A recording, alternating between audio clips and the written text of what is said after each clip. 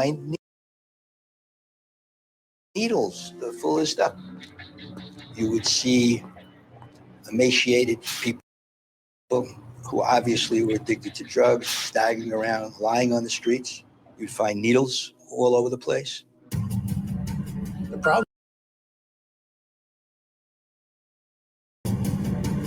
problem was very serious. You know, people were dying.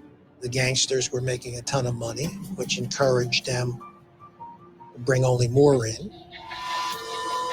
Dealers constantly change the name of their product to tempt in new customers. Bags of heroin were marked with different logos. Could be anything. Mean Machine, Cooley High, The Judge, Harlem Hijack. But recently, a new brand, Blue Magic, has hit the streets, and it's the... You go down the street and pick up an empty glassy envelope that had more Blue Magic.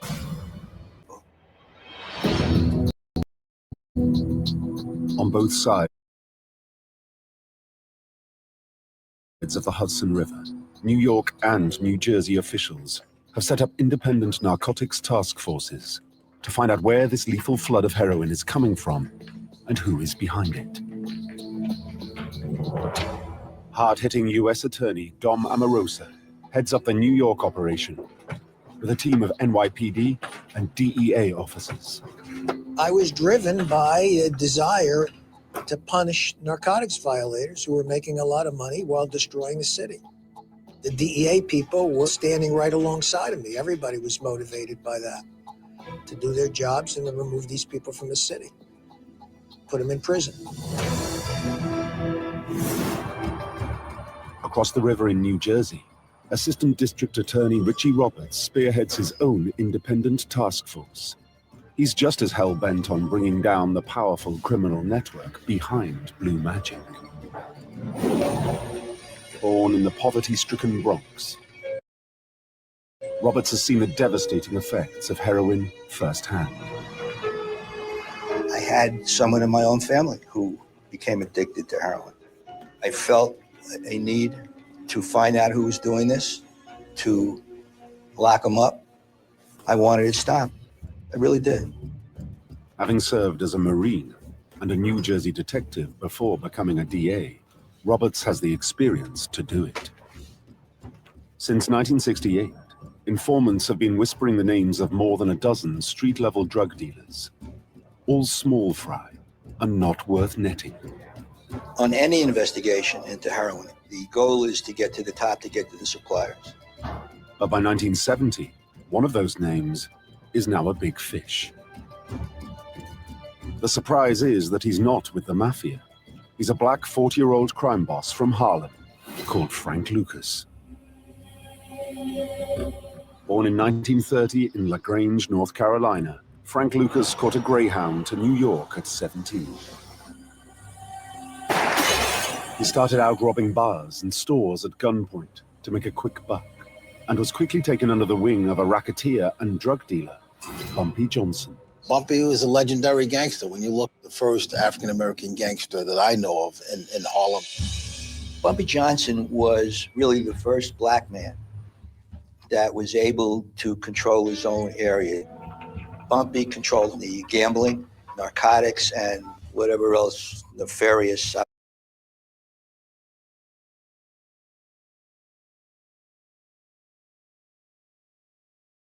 operations were going on. It was Bumpy stuff. I don't think there's anybody more sick. Operation. Buying in bulk from the mafia, then selling to addicts on the street. Bumpy was the mentor, Frank was the protege. Frank wanted to get into the business, and Bumpy sort of introduced Frank on his way. Bumpy hires Frank to help him run his setup. But in 1968, suddenly dies from a heart attack, age 62. Seizing the moment, Lucas claims Bumpy's Harlem turf for himself, using violence on anyone who gets in his way.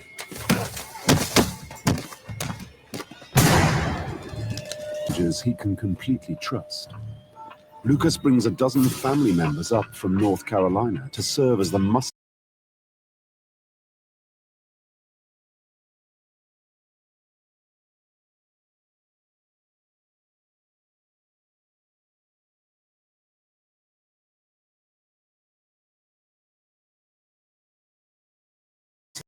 of his lethal grip on Lucas's fast. Violence was the first step. They forced. It was very discouraging because we couldn't get the link with Frank. No one would talk. We couldn't get the level where we could connect the main player. And with addicts still dying on the streets, Richie Roberts' superiors turn up the heat. There was a lot of pressure. The sheriff believed in the old way. He wanted us to lock up dozens of users and then make a headline. The prosecutor didn't want that to happen. Roberts knows that locking up low-level dealers makes headlines, but in the long run, doesn't pay. So I was kind of almost like a messenger boy going between all these different people and trying to calm everybody down, to remind them, hey, they created us for a purpose. Let's not forget what our purpose is, and let's get Frank Lucas. Meanwhile, across the river in New York, Assistant U.S. Attorney Dom Amorosa and his team get a lucky break. For the past 2 years, he's been running a separate investigation into the mafia's heroin operations in New York. The mafia was involved heavily in the importation of narcotics. But the mafia is involved in crime and making profits. So whether it's numbers, whether it's prostitution, whether it's gambling, whatever is going to yield a lot of money, the mafia tries to figure out a way how to muscle in and take advantage of that. And during the 70s, it was heroin distribution. I wanted to remove these narcotics offenders from the streets, give them what they deserved. During Amorosa's investigation into the mafia, just as in New Jersey, one name comes up again and again: Frank Lucas. Lucas was identified through informant information as a major distributor of heroin in the New York City metropolitan area. People, on the street who would go to a DEA agent and say, I'm hearing that, Lucas is the guy, this is a Lucas deal. But since the New York and New Jersey teams aren't working together, Richie Roberts doesn't have this new critical piece of the puzzle. I was aware through the U.S. Attorney's Office that there was a concurrent investigation going on to Frank Lucas. I didn't want to know what their investigation was going on. I'm sure felt the same way about mine. It's an ego thing. They want to be the first to get Lucas. I want to be the first to get Lucas. With so many lives at stake, Roberts and Amorosa want to catch Lucas as fast as possible. And with street dealers refusing to talk, they take their investigations in a new direction and go in search of the people supplying Lucas with his deadly heroin.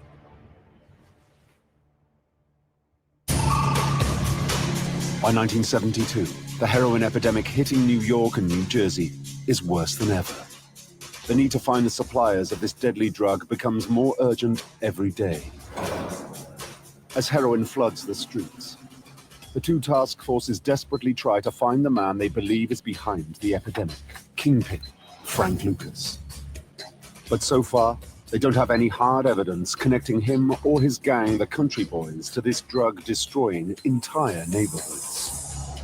It's my town, and it was wasting away. In New Jersey, Assistant Prosecutor Richie Roberts has identified Frank Lucas's cousin Shorty, who informants say is a key member of Frank's organization, cutting and selling his heroin. But the task force can't get close to Lucas's outfit to prove the link.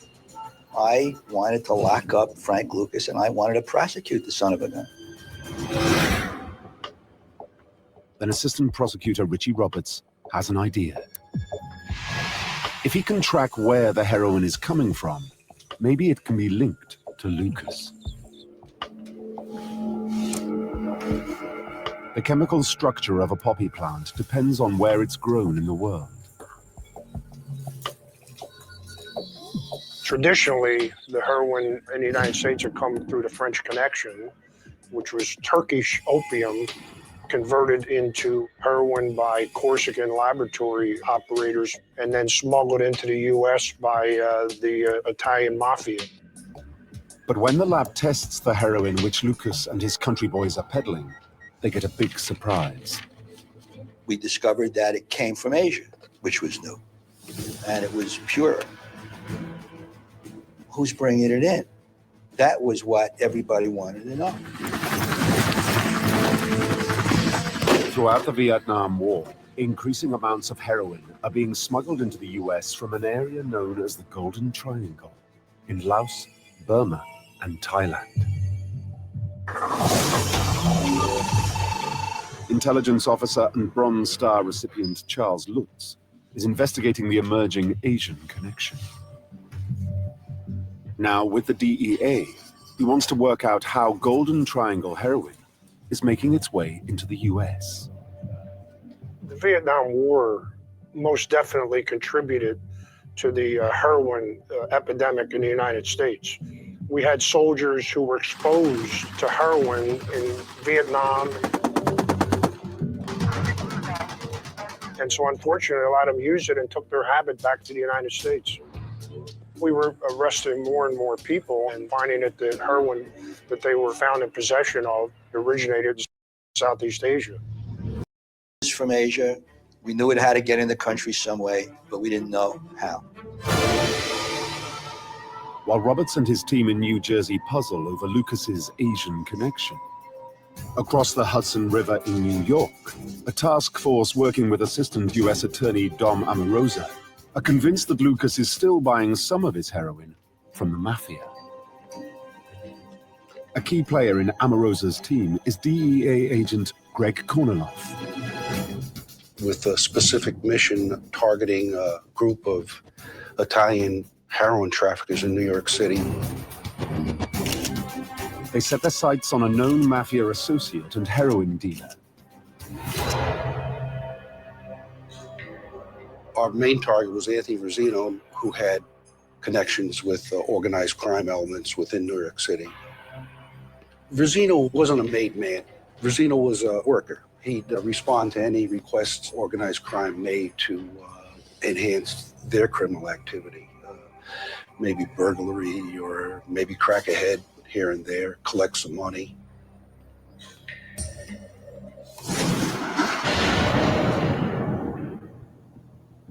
Vazino first came to the DEA's attention by accident after an incident with a DEA informant in a New York State prison.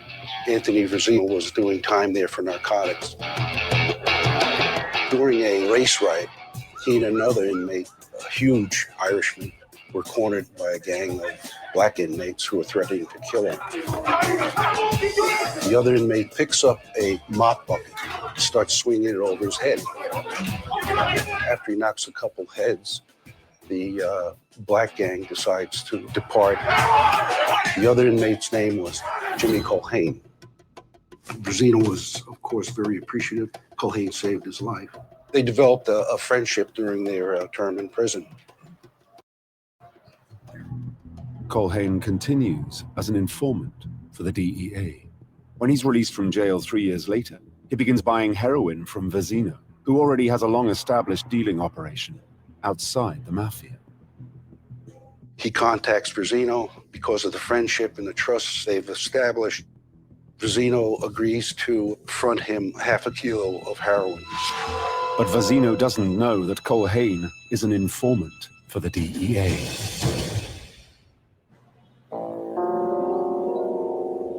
That allowed us to obtain intelligence regarding Vazino's operations.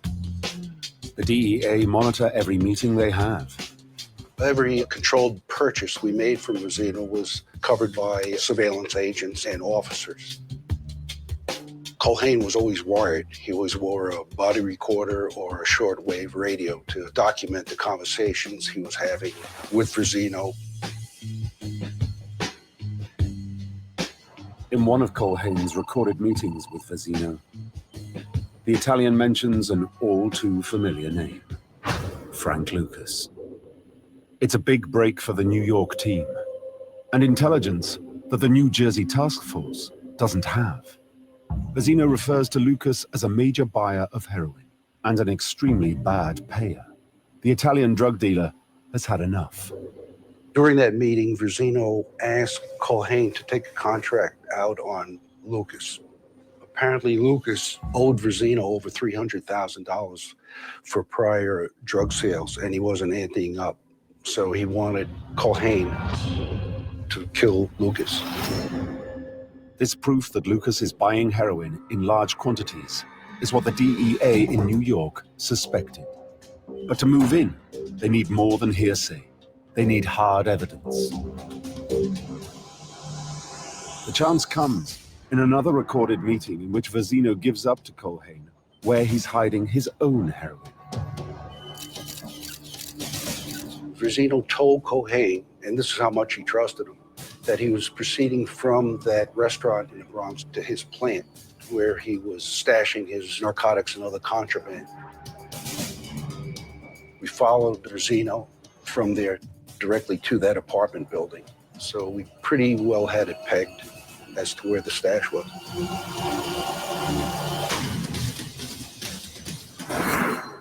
Vazino thought when he saw us coming at him, he was going to get whacked by another crew.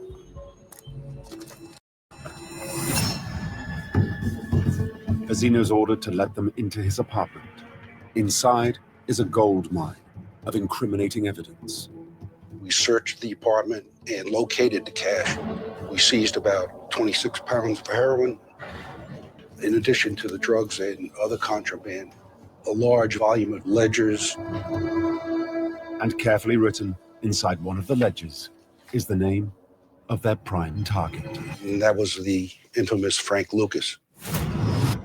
But to get a conviction against Lucas, the DEA need Vazino to make a statement, explicitly linking him to the heroin sales listed in the ledgers. They give Vazino a choice: information or prison. Vazino takes an age to weigh up his options. He knows that if he clams up, it could be the rest of his life behind bars. But if he squeals, Lucas might find out, and then he'd be as good as dead. Vazino decides to talk, tying Harlem kingpin Frank Lucas to a string of major heroin deals. Vazino identified Lucas as one of his customers. He gave us specific dates, specific amounts of drugs he supplied Lucas, and specific amounts of money he received from Lucas. It's a huge break in DEA, and they immediately order Lucas's arrest. The task force raced to Lucas's home in Teaneck, New Jersey. When you're going to arrest somebody, you're nervous. The team has no idea if Lucas has his country boys guarding him. If he does, they're likely to be armed to the teeth. It's high anxiety because you can't control the outcome. We're all apprehensive. You always are before an arrest. You really don't know what's going to happen, especially when the defendant is inside a location. You don't know how many people are in there, whether he has any weapons. So it gets your blood pressure up a little, but you rely on your professional training. You rely on the other officers with you, their professionalism. You rely on each other to that you're going to get the job done. The sirens are silenced as they approach Lucas's home.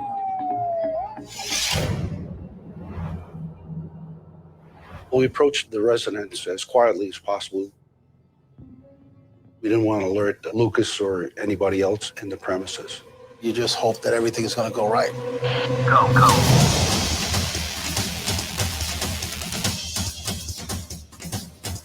We surrounded the residence to ensure that nobody escaped either out of the side of the residence or in the back. As Korniloff knocks on the door, he knows this could end instantly in a massive shootout. The next moment will change everything.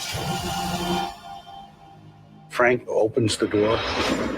Frank Lucas stands alone, unarmed and completely caught off guard. I told him who I was. We had an arrest warrant for him. You're under arrest for narcotics trafficking. After months of hard work, the Harlem crime boss is finally in custody. But the drug money he's stashed inside the house isn't. While I was advising him of his rights, Lucas's wife and maid were throwing bags full of cash out a rear window.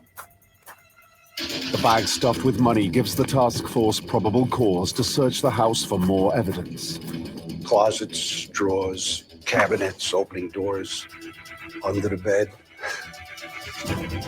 looking for hidden cache sites. Then finally, they hit the mother lode. We found more than $500,000 in cash in several suitcases. The cash actually was street money, 50s, 20s, something a street dealer would accept payment and sell his drugs for. It was counted in front of witnesses. Actually, it was counted twice to make sure they had a true count. Frank saw the money being counted. Naturally, he was very unhappy that we'd found the money and what was developing for his future. Then it was sealed in suitcases and transported back to our office under guard and submitted into evidence. Lucas is refused bail and sent straight to jail in New York, pending trial.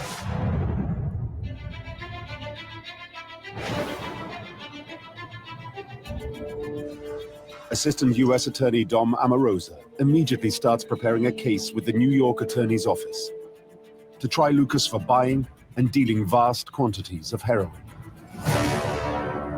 He'll have to prove that Vazino's ledger is more than just circumstantial evidence. Some of them might not come back alive.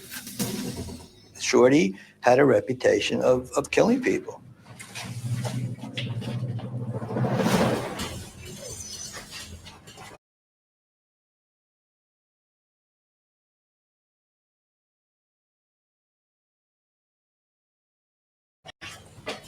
The task force move in on the apartment, not knowing what lies on the other side of the door.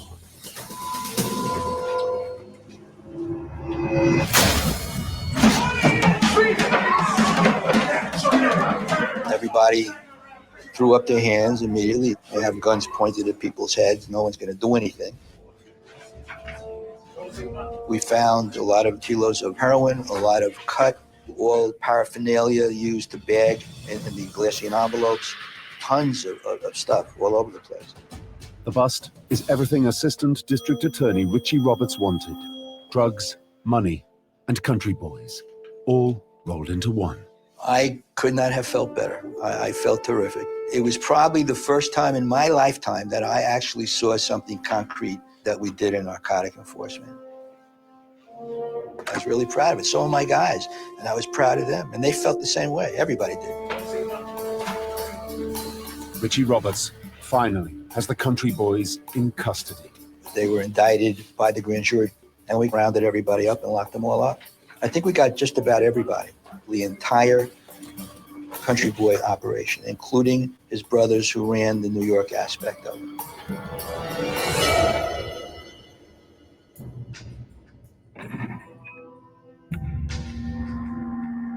With heroin kingpin Frank Lucas awaiting trial, Roberts hopes to put the final nail in his coffin.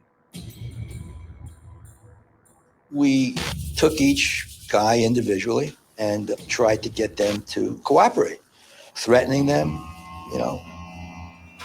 He figures if he pushes hard enough, one of the country boys will rat on their boss. Back in those days, there was a statute in New Jersey. If you're caught with drugs, it's 0 to 30 years.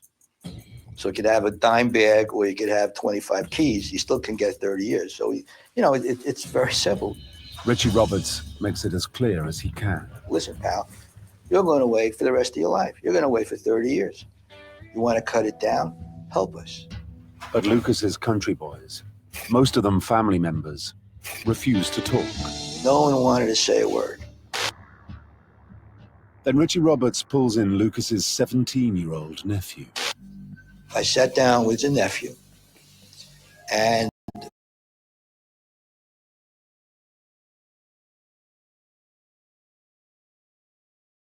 said to him basically, look, you can go away for 30 years. Your life is over. You're a young guy. You can help yourself. We will protect you. Oh, no one's going to protect me. We will protect you. You will make certain that no one knows anything about you until you testify. You have to testify. You have to get up on the stand and testify. Richie Roberts offers the kid a reduced sentence and anonymity in return for information on Lucas. He finally agreed to testify. and to give information. And wow, did he give information. Not just about Frank, but about Shorty, about the other brothers who controlled the other boroughs in the city, about everything. He told us everything that he knew about the operation. The details that he had were amazing. He had a photographic memory. He remembered dates and places that we went back and checked. And sure enough, he was right on everything. Finally, the silence around Lucas has been broken, and Roberts has damning first-hand evidence from an accomplice. This is when I found out there was a contract out on me. I got called into Mr. Lordi's office, and there were two FBI guys in the office with him. And Joe told me, look, we have information that there's a contract out on you, and we want you to be careful. We want to assign these two FBI agents to protect you. The FBI doesn't have a good reputation among locals. Certainly, they've changed, thank God. But back then, first of all, they never shared information. Second of all, I'm in Newark. I got these two blue-eyed, blonde-haired guys with fedora hats on their head. They're going to protect me. They will create more attention towards me than anything else. So I said, I appreciate the offer, boss, but no, I think I can handle myself. I prefer, to be alone. I don't want anybody following me 24/7. So he said, well, would you do me a favor and would you at least weapon? I said, well, sure, I could do that. So, and I knew how to fire a weapon. I was in the Marines. I was a detective. But where am I going to put it? So I decided to have an ankle holster where it wouldn't be a bulge or wouldn't be something on my side. So I put it on an ankle holster. I mean, we actually caught the guy who had the contract. I was a little insulted. It was only $50,000, but those days it was. With the nephew's testimony, Roberts feels confident that, like Amorosa in New York, he too can put Frank Lucas on the stand in a separate trial in a New Jersey court. I remember this like it was like yesterday. He came in like the President of the United States. He sat down, turned around and looked at me. I turned around and looked at him. And I'm thinking, he's thinking, look at this little piece of dirt who's trying to get me convicted. And I'm thinking, yeah, it's me and I'm going to convict you. Finally got the SOB in court, ready to go to trial. Roberts puts his case to the jury, citing the damning testimony of the nephew and the bag stuffed with $500,000 in small bills found at Lucas's home. You have to create something where you can prove beyond a reasonable doubt, in this case, that Frank Lucas was the mastermind of all of this stuff that we're going to bring in. But as the trial unfolds, Richie Roberts senses his evidence isn't having the impact on the jury that he'd hoped for. Worried he might lose the case, he makes one last wild throw of the dice and calls a witness no one expects. I brought in a woman who lost her daughter as a result of an overdose of Blue Magic. She was magnificent. She's from the ghetto, from the projects, but very, very articulate. And she told a story how her daughter was in the bathroom. She didn't respond. She knocked at the door. She finally opens the door and found her daughter literally lying on the floor with the needle still in her vein and a packet of Blue Magic.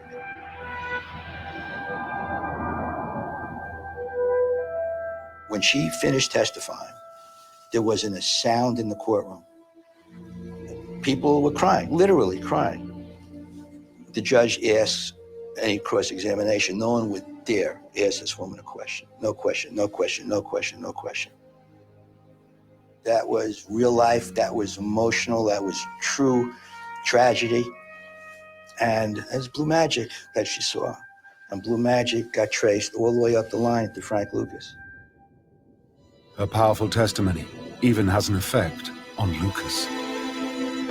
After she testified, his lawyer said that Frank wanted to talk to me. I said, what do you want to talk to me for? He said, he wants to talk to you alone without me. I said, okay. And in my mind, I'm thinking, well, maybe after hearing that, he's going to want to plead guilty, and go from there. They have a very small holding cell in the Essex County Court.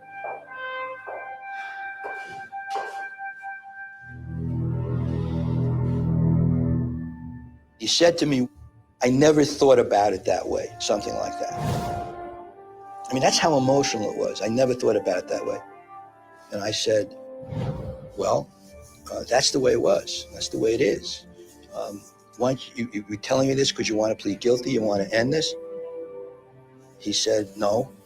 He says, I don't know what's going to happen, but if I'm found guilty, I'll get a hold of you. There's no doubt in my mind that Frank knew he was going to turn as soon as he was convicted. If Lucas talks, it could mean getting the names of his mafia contacts and high-level indictments that would transform New York's criminal landscape. But that will only happen if Lucas is convicted. After nearly a week considering the evidence, the jury comes to a unanimous decision. I was scared to death. I didn't know if it would work. As he waits for the jury's verdict, the words of Roberts' boss ring in his ears. Kept on thinking, if you lose Frank Lucas, you're going to be known as the guy who lost to Frank Lucas for the rest of your life.